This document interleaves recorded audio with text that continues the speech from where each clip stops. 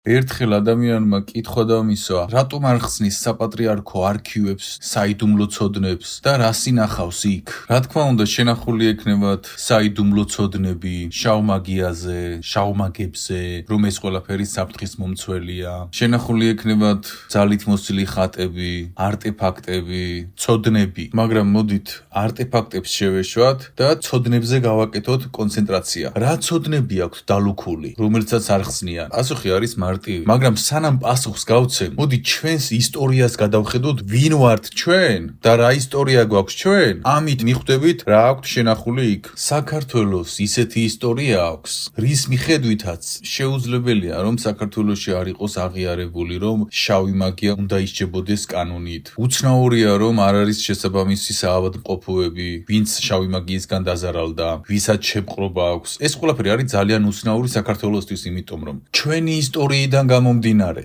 იმ არტეფაქტების და ცოდნების და იმ ყველაფრიდან გამომდინარე, რაც ჩვენმა ისტორიამ გამოიარა ჯერ კიდევ ნოეს შემდეგ კოლხეთის დროს, გრძნეული მედიას შემდეგ მოყვები და საქართველო არის მთლიანად მისტიკით მოცული და რასაც მე გამთლიანებაში ვლაპარაკობ შავმაგებზე, ყველაფერზე იმაზე, რაზეც საუბრობ, დაცვებზე, რა უნდა იყოს გაკეთებული იმისთვის, რომ ადამიანები გამოჯანმრთელდნენ, სულიერი საავადმყოფოები, ეგზორციზმის საავადმყოფო, შესაბამისი მოძღვრები გადამზადებული, ყველა ის ცოდნები, რასაც გამთლიანებაში ვდებ, ჩვენი ისტორიის ფონზე შეუძლებელია, რომ მათ ეს არ იცოდნენ, რასაც მე ვლაპარაკობ გამთლიანებაში. ნახეთ, მე რასაც ვლაპარაკობ, იციან ის, რომ მართალს ვამბობ. მათ იციან, რომ შავი მაგია აზიანებს ადამიანს ერთ-ერთში. საფლავის მაგია და დანის გაყრა ადამიანზე ერთი და იგივე დონის რომ არის, ეს იციან. მიხვდით, ისტორიიდან გამომდინარე იციან, შავი მაგია რეალურია. ისტორიიდან გამომდინარე იციან, რომ ყველა ეს ადამიანები, რომლებიც დესტრუქციაში მუშაობენ და ამას არ ხორციელებენ, ეს ყველაფერი აზიანებს ხალხს. ეს იციან, მაგრამ არაფერს ამბობენ. ისტორიიდან გამომდინარე იციან, არქივებში ინახება ეს ცოდნა, რომ ეს ყველაფერი რეალურია. ეხლა აქ ერთი კითხვა დასვით. შავი მაგი რომ შედის ტაძარში და აღასრულებს რიტუალს, რანაირად ახერხებს ამას ენერგეტიკულად? როგორ ახერხებს ამას? იმით, რომ დიდი ხანია დაშვება აქვს მიღებული. სულიერი მოღვაწისგან დიდი ხანია აქვს დაშვება მიღებული არა კონკრეტული მამაოსგან, არამედ ზემოთ. ნახეთ, ამ შავ მაგებს დაშვება რომ არ კონდეთ ტაძარში, ფიზიკურად ვერ იმუშავებს მათი რიტუალი. ფიზიკურად იმ ადგილზე ვერ იმუშავებს. დაშვება აქვთ. ეხლა კონკრეტული დემონის სახელს არ ვიტყვი, მაგრამ ეს დაშვება სოფლიოს ყველა წერტილში აქვთ დემონებს და საქართველოშიც აქვთ. ხო, დაშვება აქვს. შავი მაგი რომ შედის ტაძარში, შავბნელ საქმეს აკეთებს და ეს გამოდის. ნახე, შეიძლება გააკეთოს და არ გამოვიდეს და აღარ ივლის იქ. მოცლილი კი არ არის. თავის თითოეულ წუთს ითვლის, ფულს აკეთებს ყველა წუთზე. იქ მოცლილად კი არ დადის. გამოდის ეგ ამბავი. და რადგან გამოდის, ესე იგი დაშვება აქვს ამაზე. ისედაც დაშვება აქვს, რომ არავინ ხმას არცემს მაგ საქციელზე. მაგრამ თავარი დაშვება აქვს,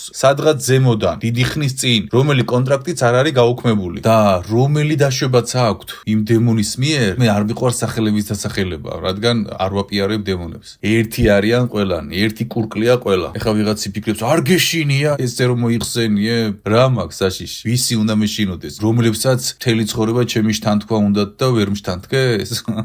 საერთოდ არ მეშინია მათი. არ მეშინია მათი. არც იმის მეშინია, რომ რამე დავიმართოს. არაფერს არ მეშინია, ერთადერთი, რასაც ვუფრთხით, გავუკარგო ღმერთი. და ეს არის ჭეშმარიტი საფრთხე თქვენში, იცოდეთ. დანარჩენი ყველაფერი არის აბსურდი, ნუ რაფერს გეშინიათ. ნახეთ, დაშვება აქვს კონკრეტული დემონის მიერ. ის დემონი დიდი ხნის წინ შევიდა კონკრეტულ დეკანოზებში, კონკრეტულ სულიერ მაღალი იერარქიის მოღვაწეებში და შემდეგ დაშვებები მიიღო. და ეს შავი მაგებიც მუშაობენ იმ კონკრეტულ დემონზე ტაძარში. და ამ დემონს ყველა ქვეყნის რელიგიაში აქვს ფაქტობრივად მოპოვებული ძალა. და საქართველოშიც ესე გამოდის. გამოდის ესე, იმიტომ რომ ხმას კაციშვილი ამაზე არ იღებს. ეს უკვე დაშვებაა. მიხვდით ყველა ბრნის მდგომარეობაში რომ არის და რატომ? ჩვენი ისტორია ისეთია, რომ შეუძლებელია, რომ შენ ამ ყველაფრის რეალობას არ აღიქვამდე. მით უმეტეს, როცა შენს არქივებში დაცულია მედიას ცოდნები, ყველაფერს მოვყვები ეხლა. მოდი ეხლა გადავიდეთ ძველ ისტორიაში, ქრისტეშობამდე, იქეთ ძველად. ავიდეთ კოლხეთში, ავიდეთ ნოეს პერიოდში, დატბორვა რომ იყო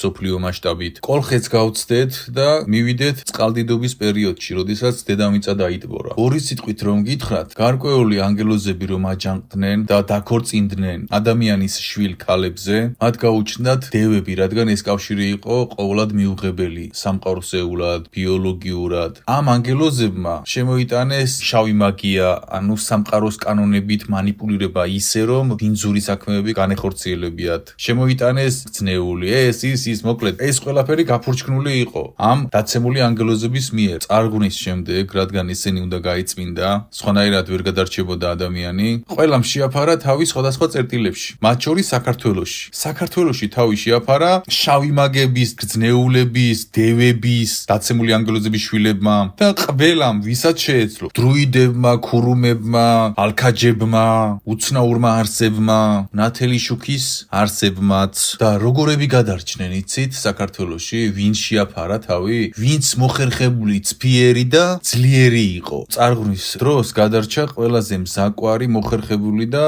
ცფიერი. წარმოიდგინე ხა ღმერთის წარღვნას რომ გადაურჩები, მაგრამ უფალმა იცოდა რომ ისინი მაინც გადაშენდებოდნენ. ამიტომ აღარ დაუთმო მეტი დრო მათ, რაც საჭირო იყო განწმინდა და ესენი გადარჩნენ. და თუ ვინმე ძლიერი შავი მაგი იყო, გადარჩნენ და თავი შეაფარეს საქართველოს. ეხლა სად მივდივარ, აგიხსნით. საქართველო არის ოდითგანვე მისტიკით და მაგიით სავსე და შეუძლებელია შენს არქივებში რომ არ ინახებოდეს სიმართლე. მოდი დევებზე ერთ-ორ სიტყვას მოგიყვებით. ბევრი მეკითხება, საიდან იცი გიორგი ეს დარწმუნებული რატომ ხარ ამ ყველაფერში? მარტივად ვიცი. ამას ცოდნაც კი არ ჭირდება, უბრალოდ ჭეშმარიტების ხაზს რომ მიყვე. და ჭეშმარიტების ხაზი რა არის, იცით? დევების მამები იყვნენ სწორედ ის დაცემული ანგელოზები, რომლებიც ფლობდნენ ღვთიურ ცოდნებს. რომლებმაც ეს ღვთიური ცოდნები გადააპროგრამეს ბინძურ ქმედებებში. მაგალითად, ეხლა შენ იცი როგორ მოამზადო რაღაც კერძი, გემრიელი. მაგრამ შენ თუ ამ გემრიელი კერძის მომზადება იცი, შენ იცი ეს კერძი როგორ დაამახინჯოს საპირწონეთ. იგივე ქნეს დაცემულმა ანგელოზებმა. ღმერთს აუჯანყდნენ და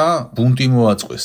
ერთ-ერთმა მოაწყო ბუნტი და შემდეგ ყველა ჩაიყოლია. შემდეგ უფალმა დასაჯა, ყანაჩენები გამოუტანა და ამ შემდეგ, მაგრამ ცალკე თემა. და ნახეთ, დევების მშობლები იყვნენ დაცემული ანგელოზები, რომლებიც ფლობდნენ საკრალურ ცოდნას, ფუნდამენტურ ცოდნას სამყაროს მექანიკაზე, შავ მაგიაზე, რას ნიშნავს, ასტროლოგიაზე, ნუმეროლოგიაზე, რუნებზე, ყველაფერზე. მასშესადამე ამ დაცემული ანგელოზების ცოლები გადამზადებული იყვნენ შავ მაგიაში, შავი მაგები იყვნენ, ცოლები და მათი შვილები დევები ფლობდნენ შავ მაგიას. გესმით რას გიხსნით? მასშესადამე წარღვრის შემდეგ ვინც გადარჩა? დევები შეაფარეს თავის სვანეთს, მაღალმთიანებს, ხევსურეს, თუშეთს. ის დევები, ის ალქაჯები, ისინი ყველანი ფლობდნენ მაგიას. ვეღარ მრავლდებოდნენ, რაოდენობაში მათი გამრავლება იყო რთული, რადგან ისინი მოცილდნენ თავისი ძალის ადგილებს.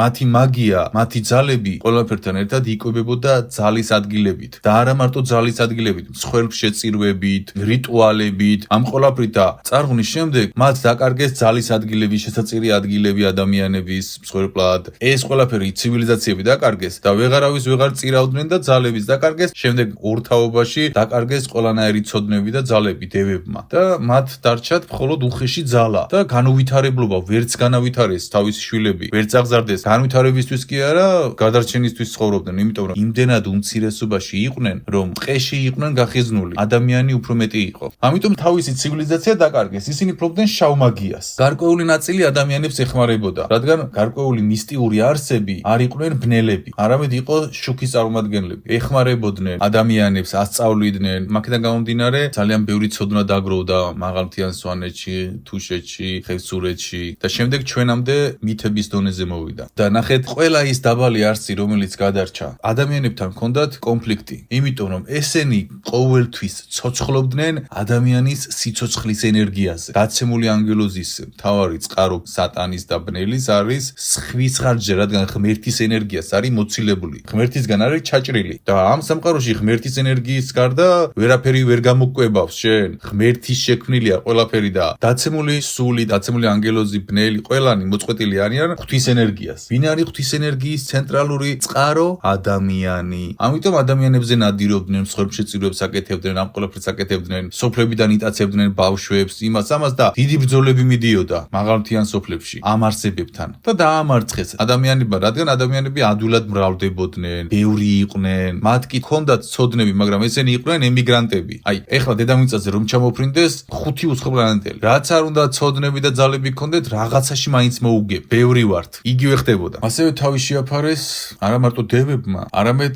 სხვა გრძნეულებმა, დევების დედები, ადამიანი ქალები. თქვენ ახლა ფიქრობთ, რომ ქმარი დაცული ანგელოზი არასწორ ასწავლიდა თავის მეუღლეს, შავმაგიას? რა თქმა უნდა, ასწავლიდა და ცოლს კი არა, უბრალო ხალხს ასწავლეს. რადგან მაქსიმალურად უნდა დაბინძურება ყველა სისტემის. წარწმედა. რატომ უნდა ამას თავის დანიშნულება აქვს, რომ თავისი ფესვები გაეძლიერებიათ? დროთა განმავლობაში ყველა ეს არსი გადაშენდა, ვეღარ გამრავლდნენ. ადამიანები არ ეთაყვანებოდნენ მათ ღმერთებს, სალოცავი არავიზე ჰქონდათ, შესაწირს ვერ აკეთებდნენ, ენერგიით ვეღარ იკვებებოდნენ, ვეღარ მრავლდებოდნენ და ნენელა გადაშენდა და შემდეგ ჩამოყალიბდა როგორც ზღაპრად და მითებად. მაგრამ დარჩა მათი ცოდნა. შემდეგ ეს ცოდნები აითვისა ადამიანებმა და მათ შორის ამ ცოდნების ამთვისებელი და მოსწავლე იყო მედია. ძველი კოლხეთის ლეგენდარული მეფის კი არა, ლეგენდარული მეფის, აიეტის უმცროსი ასული, რომელმაც აითვისა ყველა ცოდნა და უბრალოდ ცოდნებს კი არ ფლობდა. მთლიანი ძველი კოლხეთი მოცული იყო მისტიკით. ოქროს საწმისი იყო ღვთიური არტეფაქტით. ესეთ ტექნოლოგიებს ფლობდნენ ღვთიურს, შემორჩენილ დატბორვის შემდეგ პერიოდიდან. მედია შავმაგიასაც ფლობდა, მაგრამ მედია მარტო შავმაგიას არ ფლობდა. მედია ფლობდა ყველანაირ ცოდნას. საერთოდ თუ რამე შეიძლება მედიცინაზე, იმაზე, ამაზე, ყველაფერს. ნახეთ, მედია რამხელა პიროვნება იყო ყველაფერთან ერთად. კი, შავმაგიასაც ფლობდა, სხვადასხვა ცოდნებს ფლობდა, მაგრამ ნათელი მხარეც ჰქონდა. ესე იგი, წარმოიდგინე, იმხელა პიროვნება იყო და ისეთ ცოდნას ფლობდა, რომ მედიას სახელზე მედიცინას დაერქვა მედიცინა. ეს იცით როგორ რაღაც არის? ეხლა ქართველმა მეცნიერმა რომ გახსნას ისეთი ტექნოლოგია, რომელიც შეცვლის მსოფლიოს და რა თქმა უნდა ქართველის სახელი რომ დაარქვან ამ მსოფლიო ცვლას. მედიამ ისეთი მედიცინა შეიტანა, ის ცოდნები, ნახეთ, ის დაცემული ანგელოზები, რომლებიც დაეცნენ, ადამიანებს შავი მაგია მოუტანეს, ის მოუტანეს, მაგრამ მედიცინაც მოუტანეს. ადამიანი არ უნდა განკურნებულიყო ბალახით. ადამიანი უნდა განკურნებულიყო სულიერებით, რადგან ამის უნარი აქვს. მაგრამ ამ დაცემულმა ანგელოზებმა ბალახებზე, წამლებზე შესვეს ადამიანი, ღმერთს ჩამოაშორეს. ბუნებრივად სულიერი განკურნება ჩაუნაცვლეს ტექნოკრატიით, მარტივიანით რომ გითხრათ, ყველანაირად, წამლით და ამ ცოდნებს, რომელი ბალახი, რომელი სამკურნალო იყო, რომელი რა იყო, ის რა იყო, თან კვლევარიც იყო მედია, მეცნიერი. ისეთი ცოდნები ქონდა და ისეთი ცოდნები გახსნა, რომ მთელი მსოფლიო მედიას სახელს იძახის მედიცინის ფორმაში. ეხლა ვიღაც ამერიკაში ცხოვრობს, საქართველოს საერთოდ არ აქვს განაგონი და რეალურად მედიას სახელს იძახის მედიცინას როცა იძახის. მედიადან მოდის და მიხვდით რამხელა მასშტაბზეა საუბარი. რა მისტიკით და ყველა ამ პროცესით არის მოცული საქართველოს. მიხვდით რა ინახება საპატრიარქოს არქივებში? სიმართლე ინახება შავი მაგების შესახებ, რომ ისინი კანონით უნდა აიკრძალონ. საპატრიარქოს არქივებში ინახება საიდუმლო, რომელიც ამბობს ყველაფრით. მოკლედ რომ გითხრათ, შავი მაგია კანონით უნდა იკრძალებოდეს. რადგან ეს ისეთივე საფრთხეა, როგორც ფიზიკური საფრთხე. უფრო მეტიც, ეს ინახება არქივებში. რეალურია შავი მაგია და მოგვიწევს კანონის დონეზე აკრძალოთ. მოგვიწევს დავიჭიროთ ყველა ის ადამიანი, რომელმაც გარდაცვალა ათასობით ადამიანი, მოგვიწევს დავიჭიროთ ყველა სერიული მკვლელი, ხო, სერიული მკვლელები არიან. სერიული მკვლელი რას ქვია, იცი? რამდენიმე ადამიანი რომ ყავს გარდანაცვლელი ადამიანს. და ამათ სერიული მკვლელი კი არ ქვიათ, ამათ მომავალში მათი სახელი იქნება დაახლოებით ესეთი სახელით. გენოციდიანელები. ეს იქნებიან ის შავი მაგები, რომლებსაც 500 ადამიანი ყავს გარდაცვლილი, 1000 ადამიანი ყავს გარდაცვლილი. მთელი ცხოვრება ამ შავ მაგიას, საფლავის მაგიას აკეთებს. თქვენ რომ დადიხართ და უიმე მეხმარება და უიმე რა ცნობილია და მინიმუმ 500 ადამიანი გარდანაცვლელი ყავს. ვერ ხვდები მაგას? ყველაფრის ამის გამოვლენა მოუწევს საპატრიარქოს. ეს ინახება იქ, რომ ეს ყველაფერი სიმართლეა და სიმართლეა, რა უნდა ამას სიმართლე არ არის სიმართლე, მაგრამ ოფიციალურად რომ გამოიტანოს ეს, მოუწევს გააკეთილშობილოს ქვეყანა, გააკეთილშობილოს რელიგია, გააკეთილშობილოს ყველაფერი. მაგრამ არ ხსნიან. გიმეორებთ, იქ ინახება რეალურია შავი მაგია და ისეთივე დანაშაულია, როგორც ფიზიკური დანაშაული. და რომ კანონის დონეზე უნდა აიკრძალოს. ან პასუხისგებაში მიეცეს თუ ვინმე სხვა ადამიანს აზიანებს, თორემ თავისთვის რაც უნდა აკეთოს. ეს სიმართლეა არქივებში შენახული. ჩვენი ისტორიიდან გამომდინარე. რატომ არ ხსნიან ამ არქივებს? კითხვა დაგვებადა, ხო? რა არის ამის მიზეზი? ეხლა მე შემიძლია გადმოვწერო ყველა ინფორმაცია უფლის არქივარიუმიდან, რატომ ხდება ეს ყველაფერი დეტალურად, მაგრამ არ მინდა რომ ამ კითხვას გავცე პასუხი. რატომ იცით? იმიტომ რომ ამ კითხვას უფალმა უნდა გაცეს პასუხი. გიორგი, ეხა მოსახერხებელია ხო ესე უფალმა გაცეს პასუხი, შენ რატო არ ცე პასუხს? იმიტომ რომ უფალი მიყურებს მე და მიყურებს რამდენად მეყოფა თავშეკავება და რამდენად მეყოფა, ესე ვთქვათ, მადა, ხო, მადა.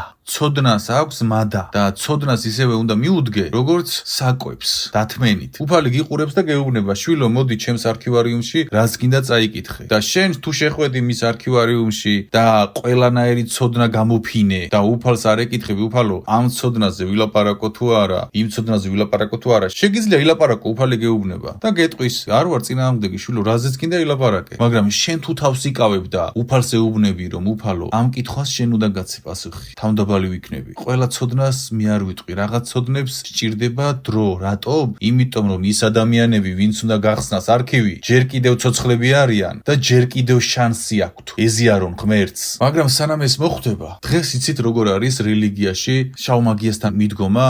ვითომ შავი მაგები თავისთვის რაღაცას პრუტუნებენ, თამაშობენ. აი ესეთი მიდგომა აქვთ. პროგრამა ჩადებული ყველა მოძღვარს. ესე აღზარდეს თაობები, რომ ვითომ შავი მაგები პრუტუნებენ რაღაცას. ის შავი მაგი რომელიც ტაძარში დადის და რიტუალებს აკეთებს, მოძღვარი რომ უყურებს, პროგრამა ჩაუდეს სწავლისას, რომ ის შავი მაგი პრუტუნებს თავისთვის რაღაცას. იმდენად გათიშულია და იმდენად დაშვება აქვს მიღებული ტაძარში მუშაობის და ხელი არ ეშლება, რადგან გამოდის ამ საქმის კეთება, დადის რეგულარულად, რომ მოძღვარს მოდის თავში აზრი, რომ ესენი რაღაცას თავისთვის პრუტუნებენ და ბოდიალობენ. რელიგია თამაშობს ესეთ თამაშს, ბნელთან თამაშობს, ხო? და თანამშრომლობს, ხო? თანამშრომლობა შენს ტაძარში რომ მუშაობს, ერთი ხმა რომ ამონაღები არ გაქვს არასოდეს არც ერთს. ერთი ხმა არ გაქვთ არ მონაღები საჯაროდ არაფერზე არასოდეს. თანამშრომლობთ. ეს არის თანამშრომლობა. ან შენ ბნელთან თანამშრომლობ, ან შენ ბნელს ეყრები. ხარ ღმერთთან. არ არსებობს ამ სამყაროში შენ იყო სულიერი მოღვაწე და თანამშრომლობდე ბნელთან. და თან იყო სულიერი მოღვაწე. სული წმინდა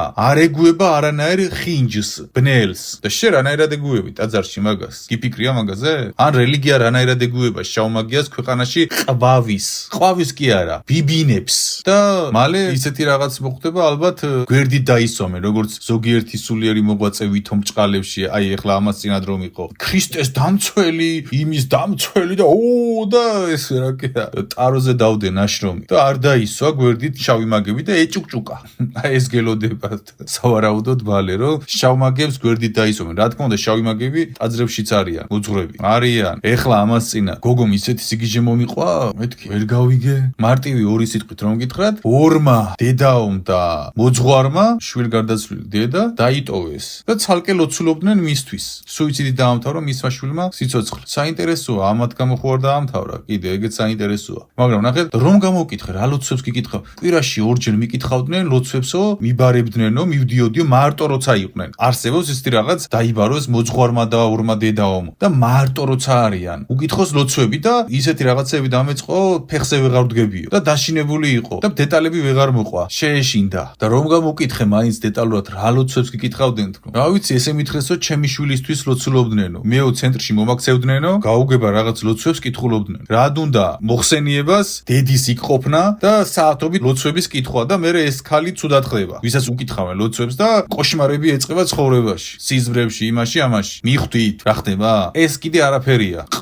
ყველაფერი იცის. არქივებში არის ის ცოდნა შენახული, რომელსაც ქვია შავი მაგია არსებობს და ის უნდა დაისაჯოს. და ამას არ ხსნიან. აცნობიერებთ, როგორი მასიური ჰიპნოზია გაკეთებული რელიგიაში. რომ ვითომ შავი მაგები პრუტუნებენ, თავისთვის სისულელეებს აკეთებენ. ვითომ დიდი ნეხვის მთა არ არის ქვეყანაში ტაროს სახით. ვითომ ეს ყველაფერი არ არსებობს. ვითომ ამის სუნი არ სცემთ. იმიტომ რომ ათასობით ადამიანი მიდის დაზიანებული შავი მაგით. ვითომ ევერესტის ხელა ნეხვის ფეკალიის მთა არ არის. ვითომ ვერ ხედავენ. გესმით? ვითომ ამ ფეკალიის ევერესტის მთას არ აქვს სუნი, ცემთ სუნი. გარანტირებულად გეუბნებით, მასიურ ჰიპნოზში არიან. მასიურ, ქვემოდან დაწყებული, ზემოთ დამთავრებული. ზემოთ არიან მასიურ ჰიპნოზში. ეხლა ვიღაც იტყვის, გიორგი, შე რატომ მკრეხელობ? მე კი არ მკრეხელობ, ფაქტს ვლაპარაკობ. მასიური ჰიპნოზი თუ არ არის, ხმას რატომ არავინ არ იღებს და რატომ არავინ არ რეაგირებს? რატომ არ რეაგირებს არავინ? ეს არის პასუხი, მასიური ჰიპნოზი და ეს მდგომარეობა. მე კი არ ვიგონებ რამეს. ეს რეალობაა. გლეხური 1 2 3 რეალობა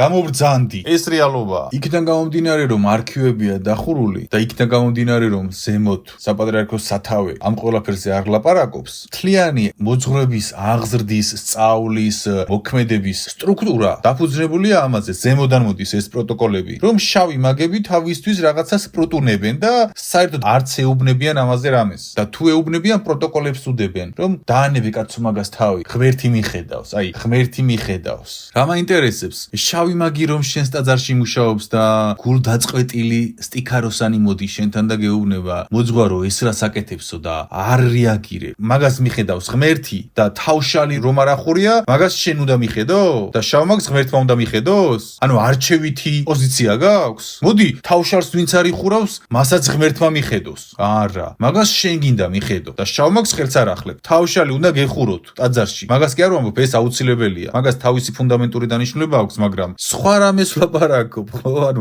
ესე იგი, თავშალი ვისაც არ ახურავს, მოძღვარო შენ უნდა მიხედო და შავ მაგს ღმერთი მიხედავს. თუ შავ მაგსაც შენ უნდა მიხედო და თავშალს ვინც არ იხურავს, მაგასაც შენ უნდა მიხედო და ყველა შენ უნდა მიხედო, რადგან დედამიწაზე ხარ ღმერთის ბრჭყალებში მოადგილე, ხო ესეა? მაგრამ არა, შავ მაგს არ ხედავ, მაგრამ თავშალი თუ არ ახურავს, ეჭხუბები და აგდები. მითხარი, მასიური ჰიპნოზის ფსიქოზში თუ არ ხართ, აბა რაში ხართ? ამის მიზეზი არის ის, რომ სათავეში დახურულია ცოდნები და გეუბნებიან, რომ შავ მაგებს არ შეეხოთ. მარტივი ენით გეუბნებით. არ შეეხოთ, გეუბნებიან, ღმერთი მიხედავს. მაგრამ შეეხეთ უბრალო მოქალაქეს, რომელიც თავშალს არ იხურავს თავზე, ან რაღაცა ისეთ საკეთებს. მაგათ შეეხე, ეჭხუბე, ისქენი, ესქენი, მაგრამ შავ მაგებს არ შეეხოთ. ღმერთი მიხედავს მათ. ამიტომაც მასიური ჰიპნოზის ფსიქოზში ხართ. ყველანი, შენ როგორც მოძღვარს, მინიმუმ 1-10 შავი მაგი ნამხელი უნდა გყავდეს შენს ტაძარში და შესაბამის ორგანოში წარდგენილი. არ გყავს არც ერთი ცხოვრებაში. ცხოვრებაში რანაირად არ გყავს. მიხვდი რა გჭირს? მაგრამ უბრალო მოქალაქე უამრავჯერ გყავს განაკიცხი,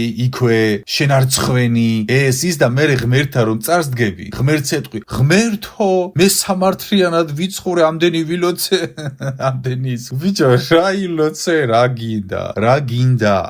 რა გინდა, შვილო? რა ილოცე? ვიზეც უნდა მიგეხედა, იმას არ ხედავდი და კიცხავდი და ვისგანაც უნდა დაგეცვა ადამიანები, ვინც უნდა გემხილა, იმას არ ამხელდი და ბნელი ააბიბინე ტაძარში და მოძღვარო, შენს გამო 1000 კაცი დაზიანდა შენი მთელი ცხოვრების განმავლობაში შენ სახლში, რომ ჩაგაბარე ის სახლი.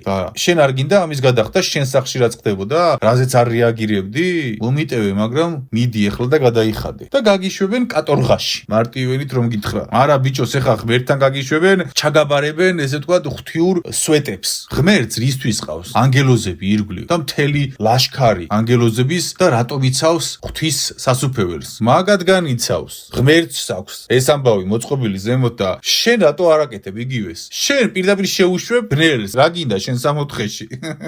არ შეიძლება შენი სამოთხეში შეშვება, რადგან შენ ხარ ის ადამიანი, რომელიც ბნელს უშვებს თავის სახლში და არ რეაგირებს ამაზე. ეს გაქვს ნასწავლი და ვინ შეგიშვებს შენ სამოთხეში? შენ არავინ არ შეგიშვებს სამოთხეში, არავინ არ გენდობა. მოდი, გლეხური ენით გეტყვი, ყველაფერს რომ თავი დავანებო, რა შეცნობებსაც უშვებ. სულ რომ ტრილიონი ილოცვა, არავინ არ გენდობა შენ ღვთის სახლში, რადგან შენ სახლში, ტაძარში, ღვთის სახლში 1000 შავი მაგი ყავს შემონაყვანი და რეაგირება არ გაქვს განაკეთები. დაფიქრდი რაც გიხსნი. ამიტომ გამოასწორე ეს ამბავი. ამას იმიტომ კი არ გელაპარაკებით, რომ რაღაცა ცუდი ვთქვა თქვენზე, ან ვიღაც ადამიანებს რაღაცა რწმენად შეურყიო მოძღვრების მიმართ. არა, ხალხო, მოძღვრები არიან, რომლებიც მართლა რეაგირებენ ოღონდ ისე, რომ ამას სკანდალი არ მოყვეს. არიან კარგი მოძღვრები იარეთ მათთან. მაგრამ მე ვლაპარაკობ ამ რეალობაზე, მასიური ფსიქოზი რაც არის. დიდი ალბათობით ჩვენი ძველი ქართველი წმინდანები ასაბუთებენ ამ ყველაფერს, რასაც გამთლიანებაში ვლაპარაკობ. რომ ეს შავი მაგია არის საფრთხის მომცველი, ეს უნდა დაისაჯოს, ეს უნდა აიკრძალოს, ანუ წმინდანები, რომლებსაც პატივს სცემთ თქვენ, მათი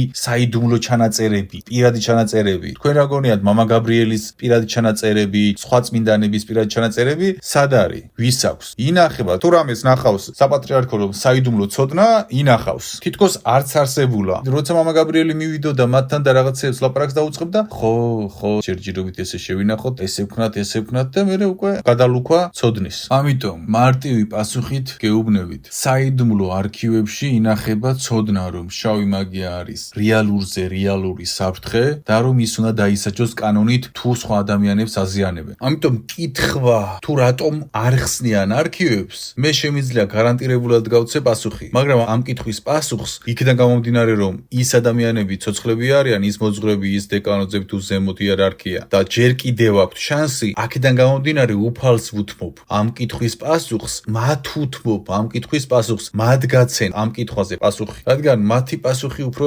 საინტერესო იქნება. მე კი ვიცი პასუხი, მაგრამ მათი პასუხი იქნება საინტერესო. თქვენ თავში გაიცით პასუხი, თუ გაცემთ პასუხს. მოძღვრებო, დეკანოზებო, სულიერ მოღვაწეებო, ზემოთ ვინც ხართ, რატომ არ ვცემ იცი კიდევ პასუხს? თუ რატომ ხდება ეს თქვენს თავს? იმიტომ რომ არასდროს არის გვიან თქვა სიტყვა ღმერთის, სანამ დილით შენ მზეს ხედავ, მოძღვარო, დეკანოზო, ვიზე ჩაბარებულია რელიგია, სანამ შენ დილით მზეს ხედავ, უფალი გაძლევს შანსს, გააკეთო გასაკეთებელი და განაჩენი არ გამოაქვს შენზე. სანამ დილით მზეს ხედავ, შანსი გაქვს. ყოველ დღე გაქვს შანსი უფალს აჩვენო ის ღვთიური ნაწილი, რომელიც შენში ჩადო ღმერთმა, რომელიც საოცარია და რომელიც შეუფასებელია, რომელსაც ვერ შეედრება, ვერ ჩენი 200,000-იანი ჯიპი, 10,000-იანი ნომერი, ვერანაირი დედამიწის ქონება ვერ შეედრება იმ განძს, რომელიც შენში ჩადო ღმერთმა, მაგრამ შენ ამის ნაცვლად გადაცვალე სათამაშოში, შენში ღმერთი და თითოეულ ჩვენგანს,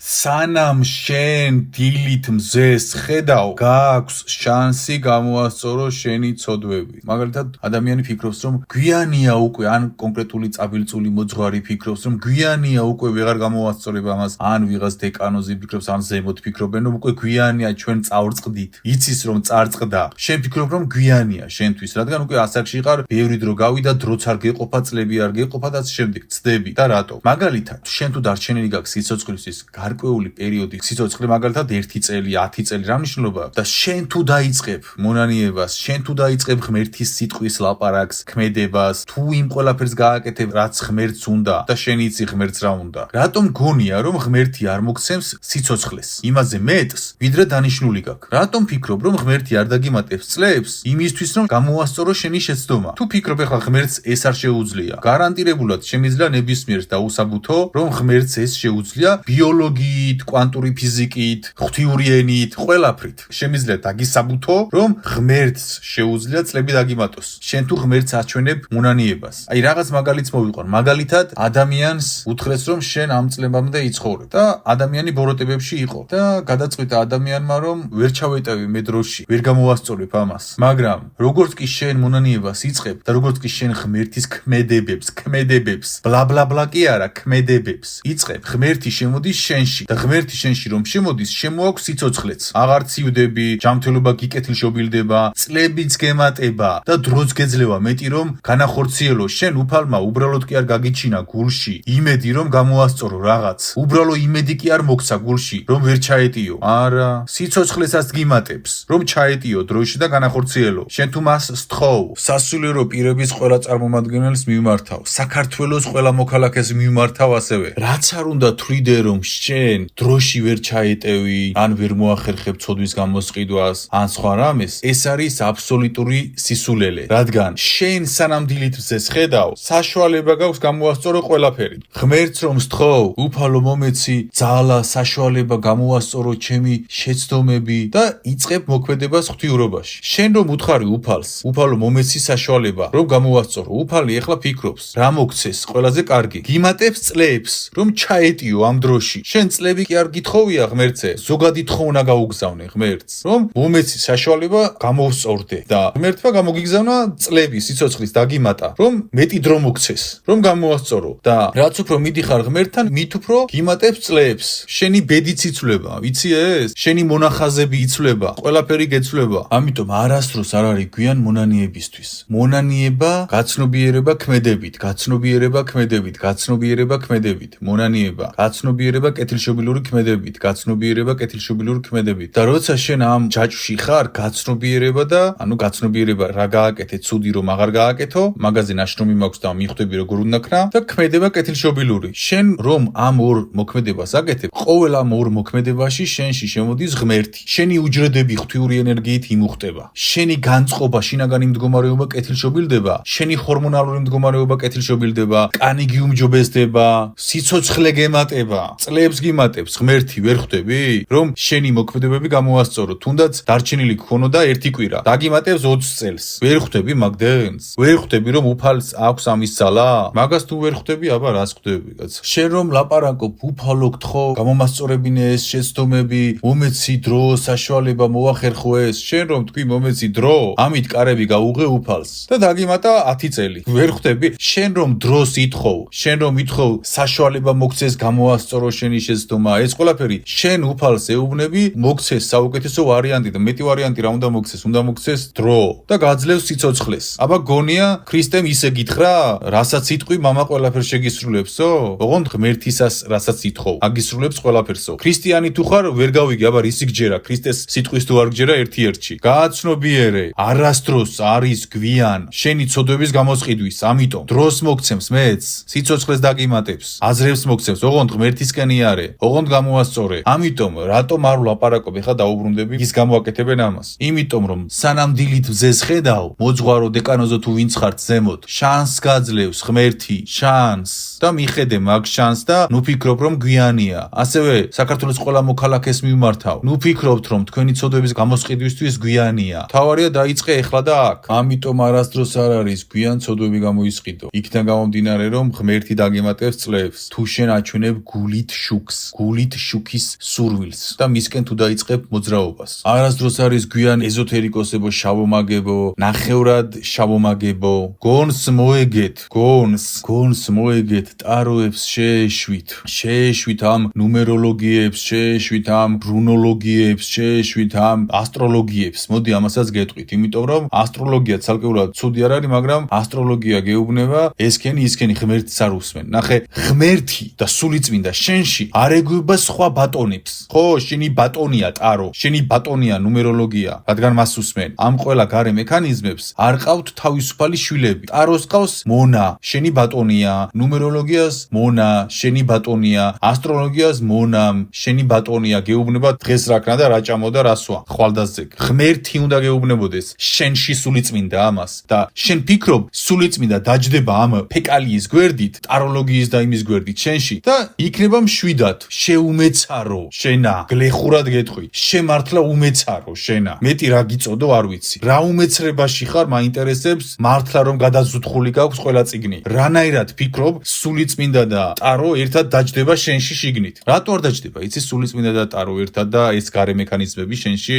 შენში სულიწმინდა რომ შემოდის და დაბრძანდება, ჯერ ერთი სუფთა გარემო სჭირდება აბსოლუტურად. შენ რომ ტაროს გაშლი და რაღაცას წაგებოდიალება დემონი, შენში სულიწმინდა თუ იქნება, სულიწმინდის ძალა იქნება შენში და შენი ერთი სიტყვა, მოქმედება და სხვადასხვა რაღაც იქნება დამანგრეველი სხვისთვის. ნახე, შენი გავლით გამოდის რომ სულიწმინდა იქნება ბნელის მორჩილი. ანუ შენ გაქვს ამბიცია რომ სულიწმინდა შენში იყოს და თან ტარო იყოს ან მსგავსი რაღაცეები შენში და ტარო რაღაცას რომ მოგატყუებს, შენ სულიწმინდის დახმარებით გააკეთებ სიბოროტეს. სულიწმინდა ადამიანში რომ არის, ადამიანის თითოეული სიტყვა არის ძალით მოსილი. ეს გასაგებია. მაგრამ შენ რომ ტაროს შლი, თქვა, ან რაღაც რიტუალებს აკეთებ, თვითქოს უსაფრთხოს და სულიწმინდა რომ იყოს შენში, შენი მოქმედებები ვერ იქნება სუფთა. ბნელი გაგაკეთებინებს ნახევრად რაღაცეებს. ამ ტაროთი და ამით და შენში რომ ძალა იქნება სულიწმინდის, ავტომატურად გამოდის რომ ბნელი გამოიყენებს შენში მყოფ სულიწმინდის ძალას თავისი ბნელი საქმეებისთვის და შენ მართლა გაქვს,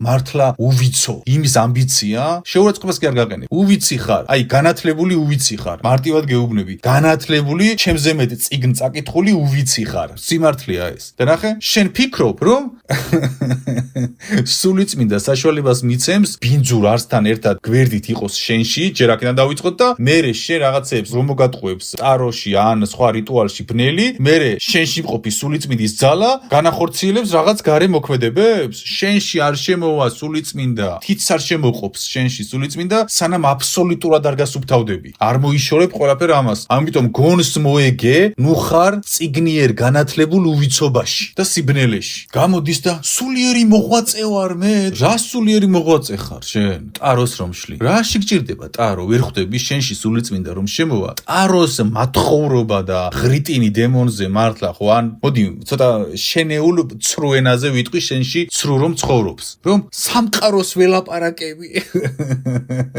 სამყაროს ველაპარაკები კარტით, ხო? აი, რა შეგჭირდება? კარტი, ტარო ან ნუმეროლოგია რაღაც, როცა სულიწმინდა შენშია. შენში რომ შემოდის სულიწმინდა, რა ხდება იცი? კარტი კი არა. საერთოდ ბუსტქმა არ გჭირდება. პირდაპირ ხედავ ყველაფერს. თან ისე ხედავ, რომ არც დაგესიზრება და შენში ეს არის და რა ძალისხმევასაც ხარჯაო, ნაკლები ძალისხმევა დაგჭირდება, რომ შენში სულიწმინდა შემოვიდეს, გლეხში შევა, სულიწმინდა საერთოდ სულიერებაზე წაკითხული რომ არ კონდეს. თავარია სისუფთავე, შიგნით, უბრალო გლეხური ღმერთობა, შიგნით. და შენ ეს არ გაქვს და ამიტომ ფიქრობ, რომ მარტო ღმერთთან ვერ ვიპოვე ვერაფერიო. აი არიან რამდენიმე მოღვაწეები, ესე იგი, აქამდე ხომ ტაროს შლიდა და ეხლა უკვე იცე და ეცა, რომ ტაროს ცალკე არკანების სწავლა დაუწყო ხალხს. წარწყდი. რატომ ქნა იცით ეს? სადა აი, მოდი ეხლა მე ვცდი, უბრალოდ ღმერთის ამბავში ვიქნებიო. და იმას კი ვერ მივხვდავ, რომ ტაროები ჯერ უნდა მოეშორებია, ეს რაღაც გარე მექანიზმები უნდა გასუფთავებულიყო, მოენანიებია და მერე შემოვიდოდა ის ღმერთის ხმა არა. განათლებული უვიცია. და ნახეთ, ის ტაროები არ გაუშვა, მისი მორჩილი დარჩა. და თან ღმერთს ეუბნება, აბა მაჩვენე ღმერთო, სულიწმინდის ძალა, აბა რა შემიძლია და ვერაფერს ვერ აკეთებს და უი თურმე ეს არ მოქმედებს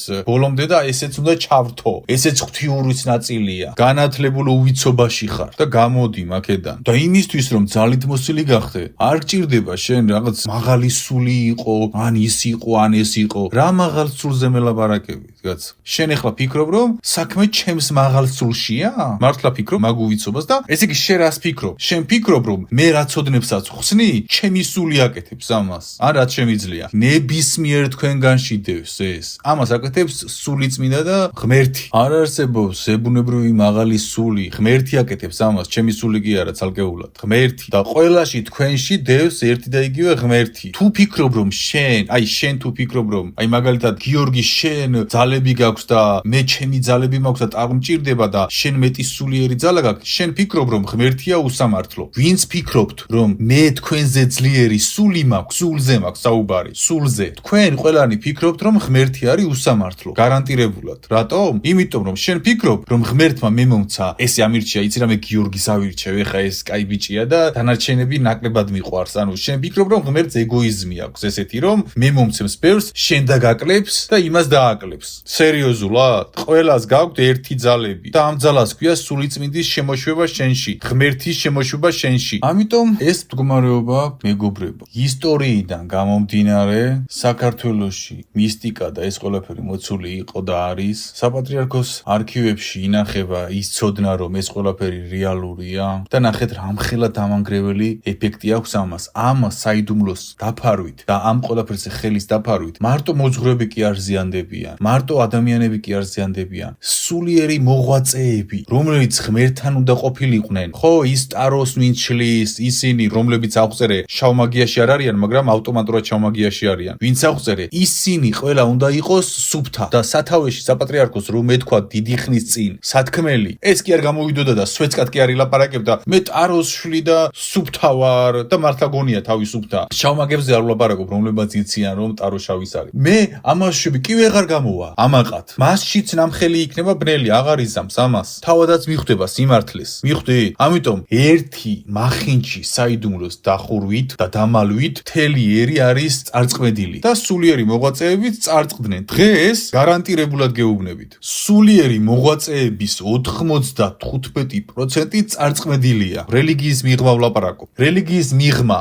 ვინც არიან დღეს? ეზოთერიკოსები, ეზოთერიკი არ ნიშნავს შავმაგიას ხალხო. ეზოთერი არის საიდუმლო ცოდნის შემეცნება. სულიერი მოღვაწეები, ვინც რელიგიის მიღმა არის. ყველანი ესენი არიან 95% მეტი არის, უბრალოდ ეხლა დაბალ პროცენტს ვამბობ. წარწყმედილი, გარე მექანიზმებზე ზიან, ნარკომანებივით და ბნელის დამქაშები არიან ავტომატურად. ნაწილმა იცის და გაცნობიერებულად აკეთებს ამას და შავმაგიაშია და იცის რომ შავი მაგია, ნაწილმა არ იცის. და ვისი ბრალია ეს? და ტრენდად არის ქცეული. დღეს შავი მაგია და ეს რაღაცეები. და თავს არ ხრის, არ ცხენია, რომ ტაროს ასწავლის, არკანებს ასწავლის ონლაინ, უყურებს არასრულწლოვანი ბავშვი. მაგდენს ვერ ფიქრობს. და ფიქრობს რომ ეს სამყაროსეულია. ამიტომ ერთი სიმართლის გამოტანა ყველაფერს გამოამზეურებს ქვეყანაში. მოძღვრები მიხვდებიან, რომ შავი მაგები უნდა გაყაროს, შავმაგებს გაყრიან ტაძრებიდან, კანონი მიხვდება სახელმწიფო, რომ ესენი უნდა დაისაჯონ, თუ ვინმეს აზიანებენ. თავისთვის რაც უნდა ქნას, თუ ვინმეს აზიანებენ, უნდა დაისაჯოს. სულიერი მოღვაწეები, რომელიც მართლა ღმერთთან უნდა იყვნენ და